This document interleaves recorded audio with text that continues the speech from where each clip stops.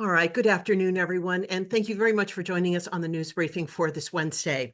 We're going to talk road projects for the first couple of topics that we have today. If you commute on Highway 68, you've seen plenty. You've also seen people trying to get around the commute that is Highway 68 in the morning, and they go through the Toro Park community and create another type of gridlock. Well, we're very pleased to have Doug Bilse here from TAMC to talk about a project that is hopefully going to resolve some of that secondary gridlock, and we're going to talk about future plans for Highway 68. Hi, Doug. Thanks very much for being here today. Good afternoon now. Nice to be here. So yeah, I wanted to talk to you about the Scenic Route Corridor project. And this is a project, and I don't know if you have the slides here. I do. There we go. So Route 68, and the project study area is essentially Highway 68 from the edge of Salinas to the edge of the peninsula. So in the morning, most of the traffic is going towards the peninsula westbound, and then in the evening, the reverse commute happens and everybody's going back home to Salinas Valley. So the project objectives, well, while we're here, maybe stay there for a second. And the one thing, the drivers want to go this way, but there's also, if you look at it, the natural habitat of a lot of animals is on either side of Highway 68. So while the drivers want to go back and forth, the animals want to cross 68. So now the project objective, we have three objectives, and that is to address the safety concerns that we see too many collisions on Highway 68, improve traffic flow. Traffic is just crazy long queues that I've never seen anywhere else that are 2-3 miles long. And then the connecting the wildlife. So with that, we went out and talked to the community. We did community engagement, and we asked a lot of questions, but it really came down to what should we do? And what we just heard is do something, do anything that it's not acceptable, and we've waited too many years for a solution. So now, what is that solution? First of all, we can get the most out of what we already have, and that's adaptive traffic signal control. You might have heard about that, and it's really just smart traffic signals. So you get the green lights coordinated, and you try to get the most out of what you have now. That's pretty easy to do, and we're working with Caltrans to implement that in the short term. But the long-term solution is the roundabouts. And we've decided that with the environmental constraints and just a beautiful environment that we have on 68 would be ruined if we widened or we did a bypass or did something that was auto-centric. So what we tried to do is find a balance of how can we fix the intersections. And you'll see a project like this on Holman Highway near Pebble Beach entrance. And it's a hybrid roundabout, and it was very successful. And we think we can match that success on Highway 68. Why do we look at roundabouts? Well, if you look on the right, a typical intersection has 32 vehicle conflicts, and the ones in the middle of the intersection are the ones most related to serious collisions and fatalities, because people are judging if they can make it through a yellow light, or they are aggressive drivers and run the red. And what happens there is serious collisions and fatalities that are eliminated when you look at the roundabout on the left. It only has 8 conflict points, and those are really low speed, and really you're looking at dense and less severe collisions. So that's the main benefit of the roundabouts.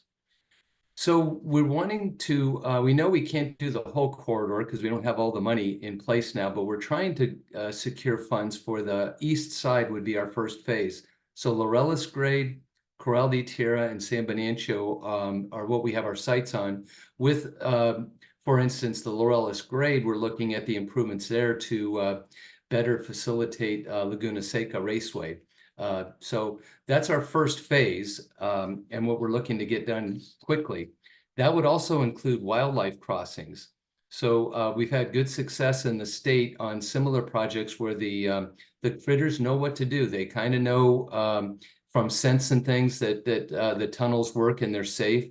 So we found that this is a good solution for the problem we have with collisions with wildlife. Now, we talked a little bit about the cut-through traffic. So this red area of 68 is severe congestion, especially in the morning, when people can wait 20 minutes just to get to through the Toro Park area. So if we focus in on that on the next slide, we'll see that the Toro Park, what happens is people get off of Highway 68 and use the blue roads to bypass the traffic, and then they try to get back on 68, and right where they get back on just ends up being a terrible congestion point, and it's something that we're trying to solve. So what we're doing there, without getting into the details, is this Friday we're looking at how do we get rid of this blue, the purple traffic flow is the bypass, and it's that right turn on Toro Drive that is really the thing that we focused on.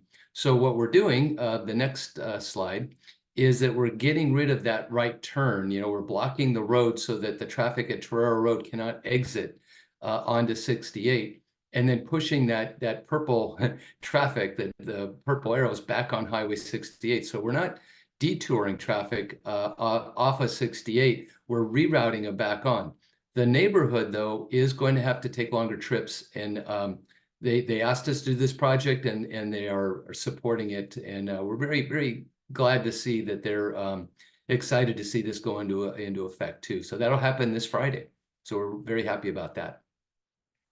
So next steps is we're going to implement the pilot project at Toro Park. So Toro Road will be partially closed this Friday, and I want to shout out to the county for being an excellent partner with us. They've done incredibly outstanding work to get this, and we were asked in, I think it was April, we were asked to get a project, and the neighborhood came together, we found consensus, and from April, from the ask to July to get it constructed is just phenomenal. So hats off to the county for a great job, and we're really excited about the pilot project at Toro Park.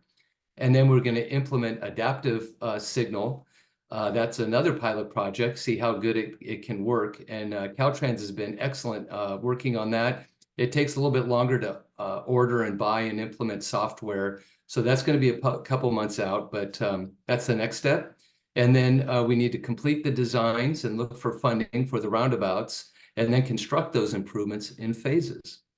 So that's a real quick overview of the project and what we're doing. And this is a good example of what we're trying to address, the congestion on 68.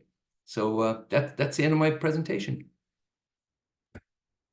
Doug, thank you so much for walking us through that project. So many people use Highway 68 in the morning, and some of us are guilty of having to do the the go around too, or at least giving it a try. Have you gotten feedback from the community saying, well, we're willing to give up that route, or, what's the feedback been? Well, one of those pictures I showed you with all the people with the hands up, we had an excellent community outreach. So we had a couple of meetings with the public of that community. And I think everybody is in agreement that the quality of life has been impacted by the cut-through traffic, that they have to do something. Now, the people that are most impacted on the west side are a little concerned about how their drive to the peninsula is going to be impacted, but it's a fingers crossed, let's see how it goes. And I think it's really a community effort, and it's really exciting to see a community come together. We also want to look at options, maybe if this somehow to let the residents come out on that right turn. But for now, we hit it with a sledgehammer. It's going in this Friday, and we're really excited to see how it. So for the other projects for the future of Highway 68, what has been the feedback on the roundabouts? Some people are fans, some people are not, but I think everybody is not a fan of widening Highway 68, which is a really good point to make. I mean, how would that even be done? Yeah, well, as a matter of fact, I worked at TAMC about 30 years ago.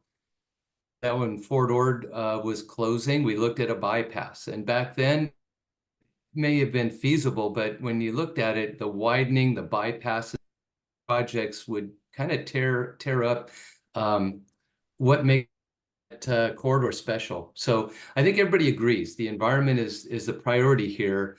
There's a lot of people that have questions about the roundabouts. Same thing happened up at Pebble Beach. Enrique can probably tell you more about that at a point, but there was a lot of opposition to that. It went in, and now I get so many people say I was against it, and now I really like what it did.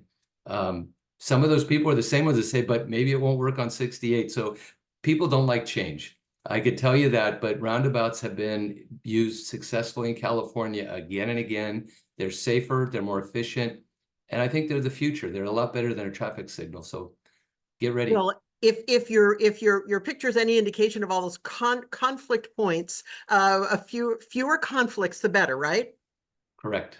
So for people who use 68, this Friday is the start of the pilot project. But then in terms of the roundabout, this is still in the future. I mean, are we looking at a year from now to possibly beginning that? It's going to be a couple of years. We finished the environmental review of the draft environmental review, and now we have to finalize that. So there's some things we have to tweak to address specific concerns. And then we go with the final design, which is probably going to take us about a year to get the final design and everything ready. And then it's funding. We go out and try to get funding, which may take us about a couple of years. We have Measure X funds that was passed by the community for tax purposes for transportation. And we want to leverage that money. So that's money that the public said that they wanted to invest. And we're trying to get grants so that we can leverage that money. So that might be a couple more years out there. So I would say it's probably 3 years before we could really expect construction to really begin. Thank you. Any other questions for Doug before we let him go and move on to our next topic? I don't see anything in chat, and I'm not seeing any hands up. Doug, thank you so much for sharing this information and helping us get the word out, because we all want to be prepared when we hit the road for that My commute. pleasure. Thank you. And Doug mentioned our colleague Enrique Saavedra, who's the Chief of Public Works. Enrique is here to talk about some of the county road projects that are going on, although it sounds like you were involved in this one too, Enrique. Yes, I was. I had the pleasure of working alongside Doug on the planning of this Toro Road pilot project. So just like Doug said, I'm very excited to see it get implemented in the next upcoming days, literally here. So looking forward to that. I'm also here to talk about some of the other projects we got going on. And again, thank you for getting the chance to talk about those other projects we got going on in the county. As you all know, we're in the middle of the summer, which is our busiest construction season. This is when we do most of our paving and road work because of the nice weather we have here. And this year's no exception. We have a number of projects underway and a number of other projects that are about to start. This year, we've been very fortunate that Board of Supervisors allocated quite a bit of funding for road projects. They prioritize the road infrastructure, and thanks to Measure X and SB1 and some of the other funding sources, we've done a lot of work, and we've got a lot of work coming here. Just to give you a rundown of some of the projects that are currently under construction, and again, the other reason for me being here is to let you know of those projects, but just as important to help me spread the word out to the public. So when they come across our construction zones, they know to be patient and to give us time. Obviously, our crews needs to be in the roadway to do the work, meaning that people will have to wait or get detoured or moved around to around our construction sites. But anyway, we try to do our best with the notifications and getting the word out. And again, part of me being here is to help you spread the word on the project. So to start off, we got a project right now to resurface a portion of Blanco Road here just outside Salinas. Also a part of Reservation Road and on River Road. The section on Reservation Road is pretty much from East Garrison towards 68. If you go out there, you'll see a number of areas where we dug out the bad parts, and we're getting it ready for the new servicing to go on top of that. So in the end, the goal is to have a new riding surface that's black and new, and the new stripes that will really stand out for everybody. There's also a project on Davis Road nearby. PG&E is out there relocating a gas line along Davis Road. This relocation is in support of our upcoming bridge project I spoke to the group of, I think, a couple of weeks ago. We're looking to put a new bridge over the Salinas River. So the work that PG&E is doing out there right now is in anticipation of that upcoming project. We also got work underway in the town of Aromas. This is in North County. We have the streets in Aromas basically are getting all resurfaced. We added a number of sidewalk and pedestrian ramps, and all the streets in the little town of Aromas will get a new resurfacing. So that's very exciting for us.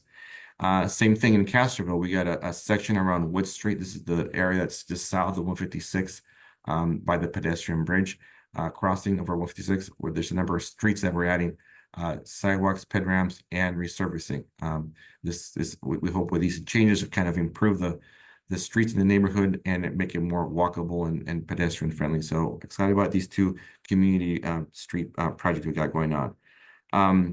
We also have another one of our arterials getting resurfaced. It's a much needed, actually it's a reconstruction that's needed. It's Alisal Road, just east of Salinas from Barton School, which is the city limits, heading south towards Chular.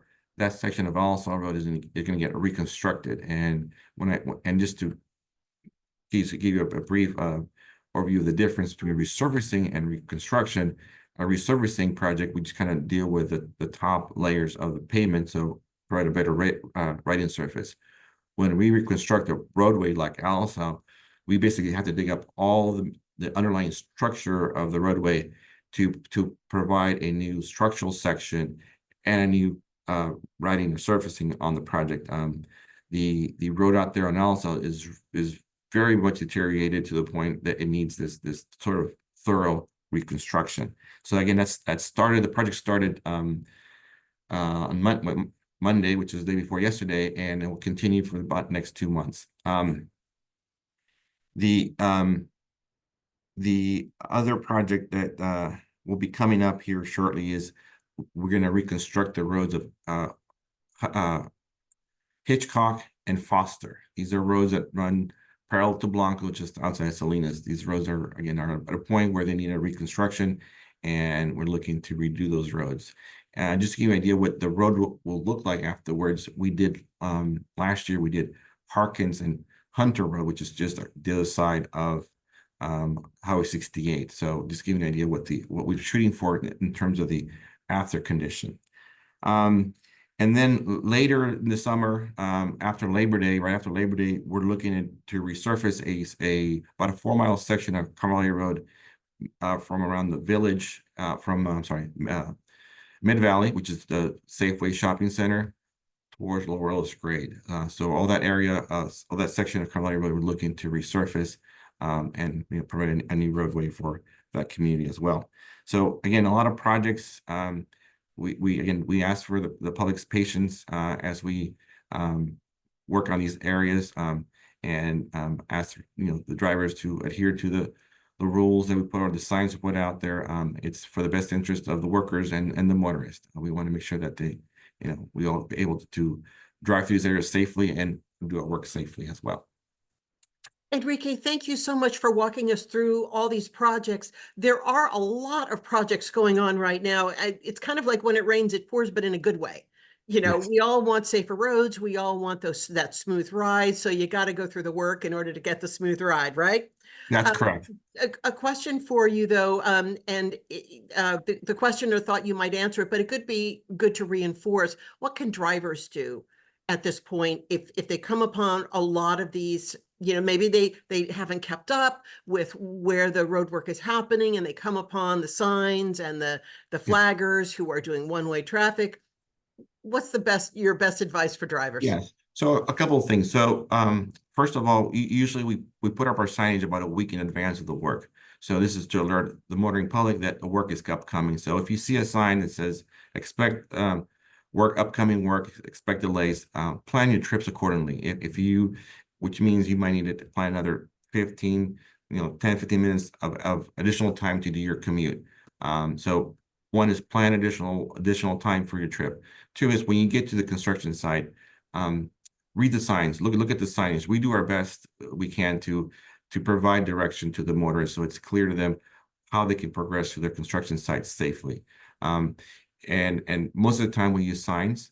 On occasions, we also use what we call flaggers, or people out there with flags or paddle boards telling them either to slow down, to stop, or to move around the equipment or the construction site. So please adhere to the signage, adhere to our flaggers. And then as you drive through the construction site, be extra attentive. Things are different. They're not moving things. Equipment moving. You've got equipment materials being dropped off. And we got other motorists in a similar situation going through this sort of construction site who may be a little distracted. So, yourself as a motorist, pay extra attention as you drive through these construction sites. Again, it's for the safety of your own personal safety, but also the safety of our workers and us who are out there in the roadway. And then again, we try to be as efficient and minimize disruption as much as possible, but it does take time to do our work. And so asking again for patience from the public. Well, yes, and it does. Roads don't get fixed overnight, right? Correct. It does take a look, especially repaving. People may think it looks gorgeous, but it's not. It hasn't cured. It hasn't, it may look finished, but it's not finished until you say it's finished, right? Yep, that's correct. And the other thing we do is sometimes we try to do, where possible, we do night construction. That sometimes helps too. But in areas where we have communities, like in the town of Romas, for example, people don't like to have beeping alarms of the backup equipment in the middle of the night. So certain areas we can't do night work, and others we can. So again, we try to do to minimize disruption as much as possible, but nevertheless, there is still disruption that we have to deal with. Thank you, Enrique. Any additional questions for Enrique about any of the county road projects that he talked about? And any of the safety issues? I think we may have answered all the questions that we'd gotten on that one. Enrique, thank you very much for joining us. And Doug, thanks for the both of you coming up and talking about these amazing road projects that are underway. No, thank you for the time to, again, talk about our projects. And now we're going to talk about internet, because everyone needs internet. Residents who were enrolled in the Affordable Connectivity Program, which has ended, may still qualify for low-cost services through our local carriers. Who is eligible and how to find out about that? We have people that can talk about that. We're very pleased to have Marissa Canche, and I hope I haven't said that too badly. She's with the California Emergency Technology Fund, and our very own Sarah House from our Information Technology Department to talk about connectivity. Ladies, welcome. Thank you. We wanted to invite Marissa to be able to speak to a program. It originally started our relations because we do partner with CETF for the Affordable Connectivity Program, but that program has ended. However, CETF is continuing to do outreach to those residents that are seeking reduced internet services that are impacted because of the end of the program. So she's here to speak to that program. Go ahead, Marissa. Thank you, Sarah. Thank you. You said it perfectly, Maya. Everyone needs internet. And, I think we've all learned, especially when, COVID for sure highlighted the need for every single household to be connected to sustainable internet, to either work from home or attend school. And even though that life has sort of returned back to normal, internet still plays a very crucial role in households. Families are relying on internet for, employment opportunities, telehealth opportunities, and so on. So Sarah gave a great sort of overview of sort of where we stand right now with I'm getting a notification that my internet's unstable, so I am going to go off camera. But I'm still here. Well, we were hoping to see your lips move, but no. So without that monthly subsidy that households were relying on to support their internet. Sarah, we may have lost, this is why we need connectivity, right? Yes, absolutely. So just let me go ahead and share a document that we will be posting following this. Is we are reaching out to our community partners to share this information. The residents that are impacted by the Affordable Connectivity Program and that program ending, what we wanted to do is ensure that residents know that our providers still have reduced internet service programs. And so what we urge our residents to do is to reach out to their provider if they can currently have a provider, request for information on what services they may have for reduced internet. And this document that I'm sharing at this time shows what is required, and the eligibility is the same it was for the Affordable Connectivity Program. In addition, if residents do not have internet service at this time, they have questions, they want to know how to enroll, CTF also has a toll-free number, and they will walk them through. In addition to that, it isn't just reduced internet, it's also providing digital literacy support. And so they can walk them through what are the steps and have them connected to providers, walk them through what providers are available in the area. And in addition to that, the county libraries has always been a great resource for our community, and they have publicly accessible computers that they can actually go in, log in, and enroll and look up information. In addition to that, the county in partnership as well, we always want to promote the programs that we currently have. We have mcbroadbandforall.org. And if you go on that page, it will also list the list of providers that are providing the reduced internet services and provide updates on broadband. Thank you very much for sharing this flyer. And we really want to get the word out. I think people thought that when the Affordable Connectivity Program ended, that was kind of it. And they thought, well, it was great while it lasted, and we could sign up when we could, and we got low cost when we could. Now it's over. And that really isn't the case, that there are safety net programs for people who are eligible. Correct. And it's really getting the word out. One of the things that we have learned in the process is the programs may be available, but it's also to outreach to ensure that our residents are informed. And that's the goal, is informing our residents through the schools, through our social media channels, through our community service partners who share the same population of focus. And so we want to make sure that the word gets out. Sarah, I don't know if this is a question that you or Marissa can answer, but do you have any data on broadband disparity in the county and how that has changed since the programs began? I know that during the pandemic, we did a lot of work to sign people up and help them sign up for these programs. Yes, I don't have the numbers directly in front of me, but for the outreach and the enrollment for reduced broadband service, the numbers are there, and that information can be provided. It's accessible. So I can send you that link for the Affordable Connectivity Program. Currently, we don't have the numbers for those that are enrolled directly with providers for reduced internet services. That information we do not have. CTF, I believe, may be tracking some of the data, and Marissa can better speak to that if her audio is back on. Yes, Marissa, go ahead if you can. Yeah, can you hear me okay? Yes. Great. Okay, my apologies. It's so funny when I want to talk about internet and connectivity. I somehow end up in these funny circumstances where my internet is unstable. So anyhow, it's a great question, Anna. And yes, unfortunately, the FCC, the ACP program was funded under the FCC.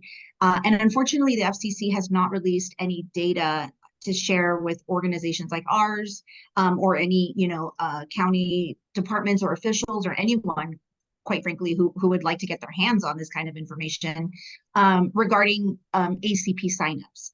And so we really don't know how many, we can't really pinpoint geographically, where the ACP signups came from.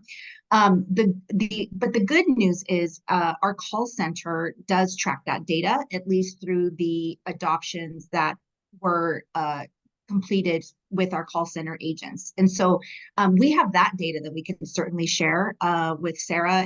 If I haven't sent you a report like that recently, Sarah, I most definitely will. So we can definitely share that kind of data, but unfortunately, we're really hoping that at some point, both the FCC and the internet service providers will release information on, where the adoptions are coming from, right? Who's signing up for the low cost internet plans that are on the table right now? Who's left offline from those that were on ACP, who now do not have that monthly subsidy, who is not connected. It would be great, to have that information. But so that's why we are, doing this, really serious push, especially right now, when folks are, quite frankly, a little confused as to what it looks like for them moving forward without ACP. The majority of the calls that we receive through our call center are questions around that, sort of like, what is it really gone? Is it never coming back? What's Congress doing? Can we expect something in the future? So those are, mostly the questions that are coming in. Our call center agents really do a great job of sort of explaining, what's going on with ACP. And now, the only other option right now is to really get, to enroll them into these low cost offers. And our call center agents do a great job of doing that. They are really there for the consumer, and really, play more of an advocate for the consumer, especially for the consumer who maybe is very, kind of uncomfortable at reaching out and contacting an internet service provider to inquire about these low cost plans. Our agents will stay on the line with the consumer and do sort of like a three-way call to ensure that, the consumer is receiving the accurate information. They're not being upsold on other, internet products that they may or may not need. So I really wanted to just kind of give a quick shout out to our call center agents who are on the ground every day, accepting these calls and doing a great job of, walking consumers through the process all the way through enrollment. So, and I think Sarah mentioned the other opportunity for digital literacy. We do have an online platform. It's a self-paced online platform that is accessible even, through a smartphone. And it's a, very basic, but also there are a little bit of some intermediate digital literacy classes that are open for Monterey County residents to complete, if that's something that they are interested in doing. Our agents will give them that referral and explain how they can get started in that. So yeah, just wanted to mention that as well. Thanks. Oh, thank you, Marissa. And Sarah, you put some links in the chat, and I'm wondering if you could tell people what are they going to get at each of those links?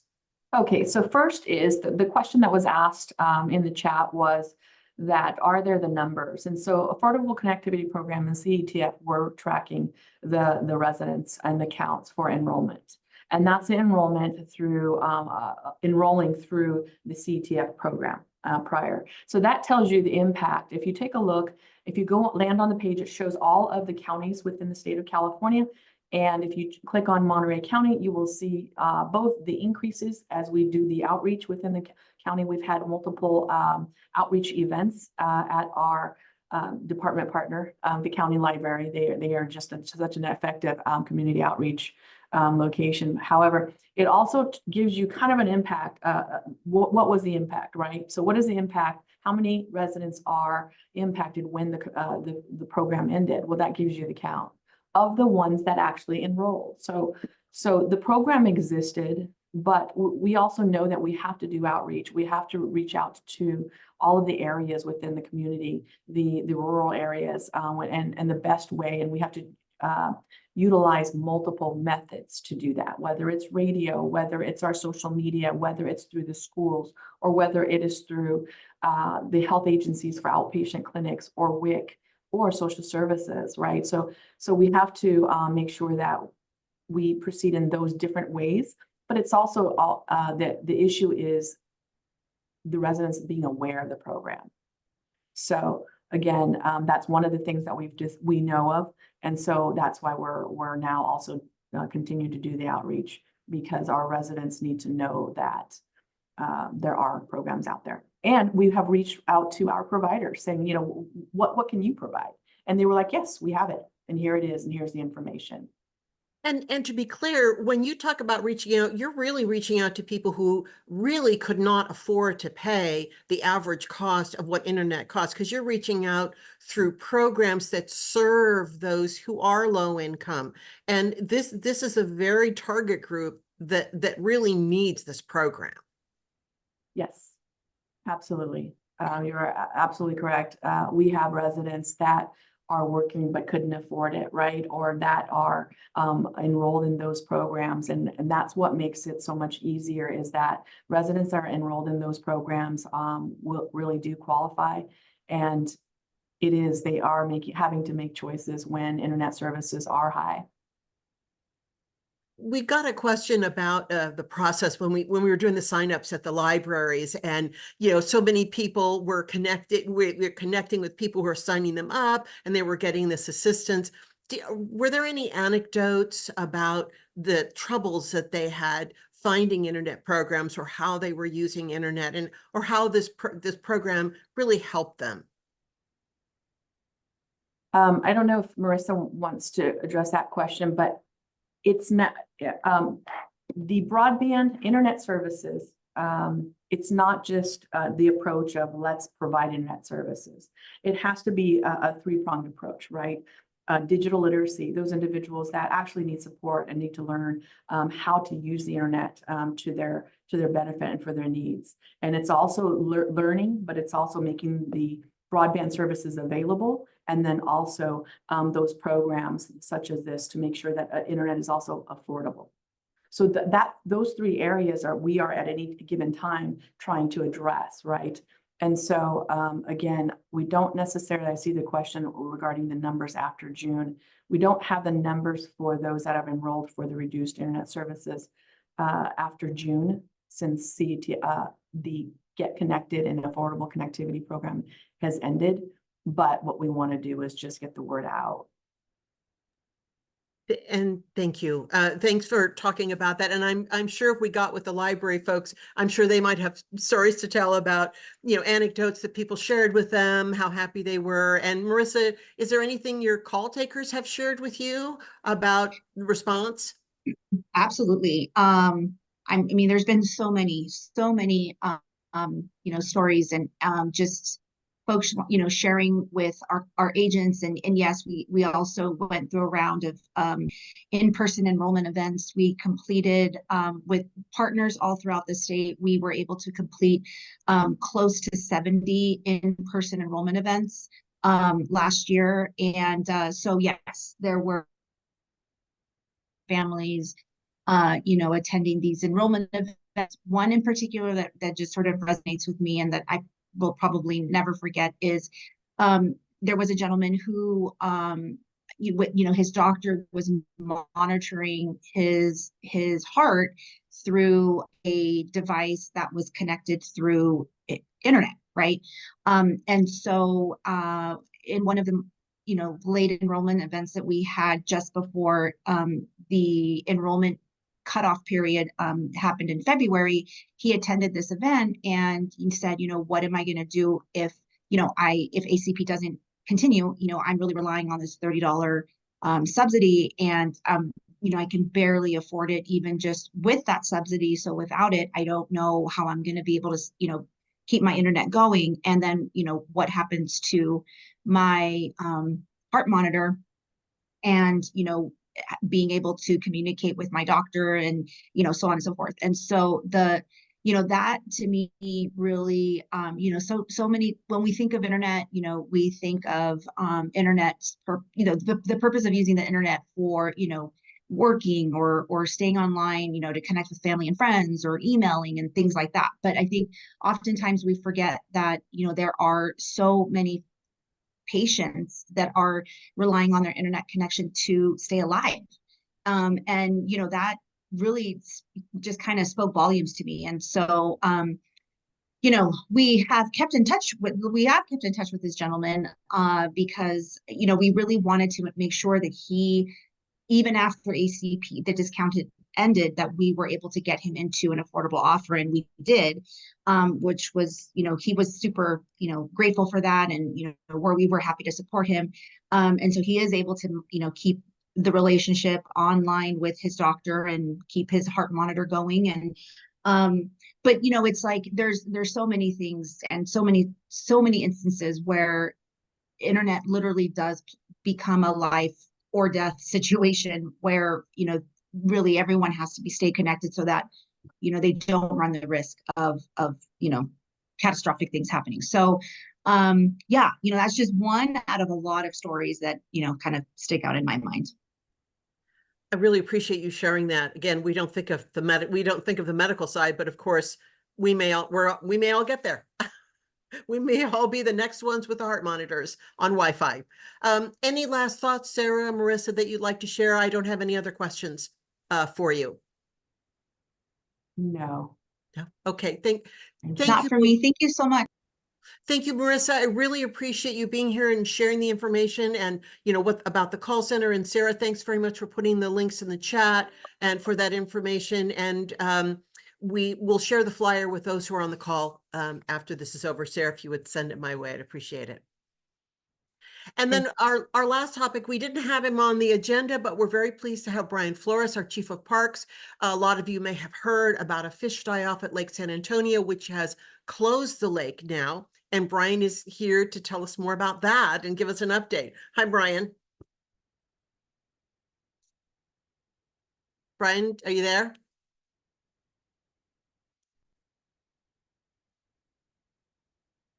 Well, I see him, but his mic is off. I'll give There him. we go. Sorry. Gotcha. You must be down Okay. at the lake. What's that? You must be out at the somewhere. There you No, go. no, just fat fingers and technical difficulties, I guess. Okay, so yeah, we've had a unfortunate large scale fish die off. Hundreds of thousands of bait fish and catfish and bass and crappie and bluegill and carp washing up on the shore. What we first thought was an oxygen issue due to the heat and a potential algae bloom. It still may be that, but right now, California Department of Fish and Wildlife and Water Resources and Environmental Health are trying to determine, you know, what is the cause that we're getting such a broad die-off of multiple species. And so in order to protect the public in case there is some type of biological issue or, God forbid, some type of man-made chemical in the water, that we needed to close the facility under a directive from the health department, from environmental health, keeping people out of the water. And in order to do that, the most effective way is unfortunately to close the entire lake facility. So effective immediately, Lake San Antonio is closed to the public. There were a couple dozen campers that were there, and unfortunately we had to cut their vacations short. They were notified by rangers and park staff last night. Both South Shore and North Shore have been cleared at this point. I just got a message that the park is clear. And so we're hopefully going to be getting some test information back, both on water quality with regards to algae, protozoas, amoebas, all the other goodies that are in water, as well as hopefully some test information from the fish carcasses that were collected by Fish and Wildlife. Unfortunately, most of those tests take 3 to 5 days to turn around. They have to be shipped out. Plus, they have to culture things at times for bacterial test information. So hopefully we'll get test information back the first part of next week, and then we can make a determination whether or not we need to keep the public from entering the water, and determine when we can reopen the park. The other side of it is there's thousands upon thousands of dead fish on the shoreline, on the launch ramps. That will all have to be cleaned up and either hauled off to landfills or buried or, tilled into the soil. And you're a gardener, maybe I can deliver some of those fish and you can throw them in your garden and plant some corn. But Yeah, it is a really unfortunate situation because we were having such a phenomenal year. The lake was up, thousands upon thousands of people were enjoying the lake every weekend. Our revenue numbers were through the roof, nearly doubled our budgeted revenue. And, Lake San Antonio was back in action, and we didn't have any toxic algae blooms this year, which we did last year and had to close the lake off to human contact. But it's just a really sad situation, both for the environment and for park operations and the public. Bryan, you talked about the fish cleanup. That could take a while too. Are you cleaning up while you're waiting for tests, or do you really have to wait to know what you're dealing with before you can clean up? Well, we were trying to do our best. The fish are right on the shoreline, right at the water's edge, and you walk on that soil and you sink your feet in a couple inches. Well, if we put a skip loader or a backhoe or some other type of heavy equipment out there, it's going to get sunk and be stuck. And so the cleanup effort initially, when it was the day after the 4th of July, we were raking some fish up and disposing of them, but then it just kept going and going and going, and more fish started washing up. And so right now it's a wait and see. We're letting the fish stay on the shoreline because fish are continually washing in as the wind blows. The fish could be floating up anywhere on the lake, but our typical wind pattern blows from the ocean, and all the dead fish carcasses are stacking up on the eastern shoreline of the lake, following the wind pattern. And so, yeah, it's going to be a number of weeks to conduct the cleanup operation.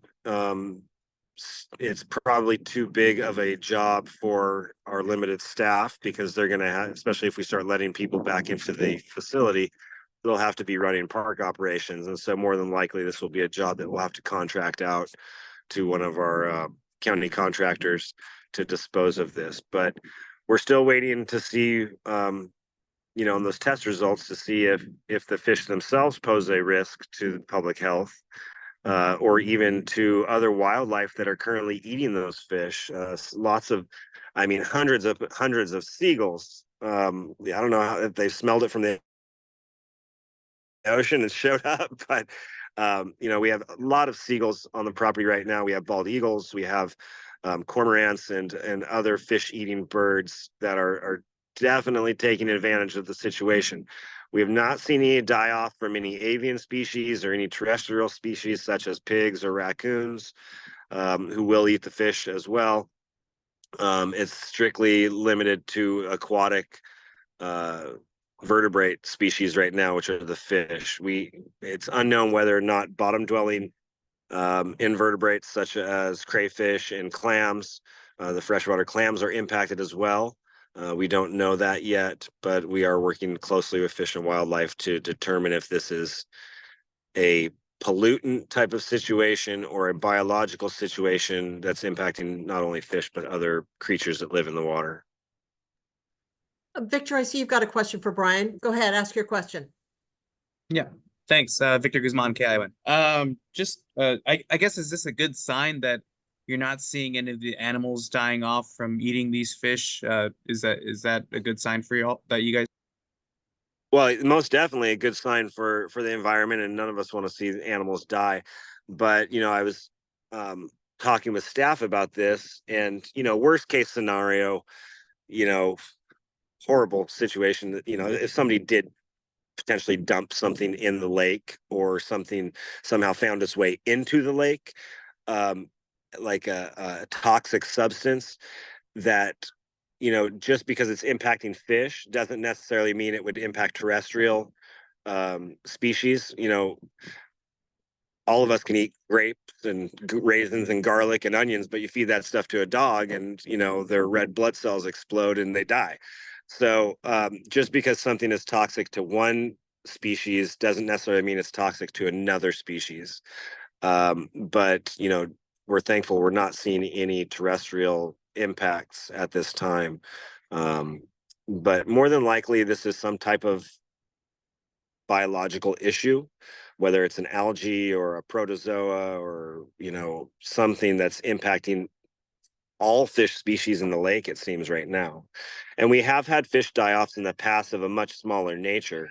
It was mostly carp that we had a big die-off back in the 90s with thousands and thousands of carp, but no other species was impacted. So it's just a big unknown right now, and we're waiting on the test results to make a determination on next steps. And I know you mentioned the timeline for the testing.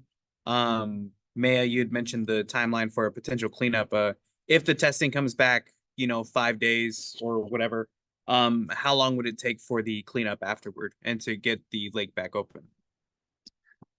Well, it depends. If there's no threat to public health, we can pretty rapidly clean off the launch ramps, get fish away from, say, the picnic areas at South Shore, but at North Shore, where you can actually camp right down at the water's edge, those fish, and we're talking about, a mile to 2 miles of shoreline, that's going to take a significant amount of time to clean up, weeks on end, mainly because we can't get equipment to many of those places, and it will have to be handwork, loading up wheelbarrows and buckets and, hand carrying those to a point where we can dump them in a container or a dump truck or what have you. But it's going to be a number of weeks for the cleanup effort to wrap up. Yeah, how many people would you need for that? Like, that's a lot. It is a lot, and I have about 13 staff members at San Antonio. Most of them are gate attendants. So they're not our buildings and grounds crew. We have 3 buildings and grounds workers and then a handful of rangers. So yeah, it would be a job more than likely we would need to contract out, especially if we reopen the lake to the public, because my staff would then be managing the public operations, not necessarily focusing on the fish removal. So it would be a more than likely a contracted work where a contractor would come in with a crew of however many they need to get the job done in a shortest amount of time possible. Does that answer all your questions, Victor? Yeah, sorry. Thank you. No, that's great. Any other questions for Bryan before we wrap up the briefing today? Seeing none, Bryan, thanks so much for dropping in on, short notice and sharing this additional information. It's something everybody wants to know about today. No problem. Always my pleasure. And thanks everyone for joining us on the briefing this week. Our next briefing is next week. We'll see you then.